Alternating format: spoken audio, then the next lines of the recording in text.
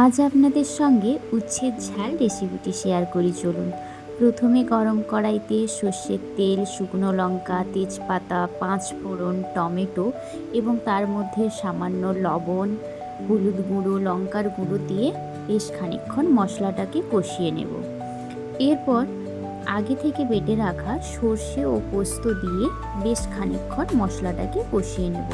যতক্ষণ না মশলাটা শুকনো শুকনো হয়ে আসছে ততক্ষণ পর্যন্ত কষাতে হবে। এরপর আগে থেকে ভেজে রাখা উচ্ছে ও আলু দিয়ে মশলাটার সঙ্গে ভালো করে মিশিয়ে নিতে হবে। তারপর সামান্য গরম জল দিয়ে ফুটিয়ে নিলেই তৈরি উচ্ছের ঝাল। তো আমার ভিডিওগুলো যদি আপনাদের কোথাও গিয়ে একটু ভালো লেগে থাকে তাহলে লাইক, কমেন্ট, সাবস্ক্রাইব করে আমার পাশে থাকার চেষ্টা করবেন।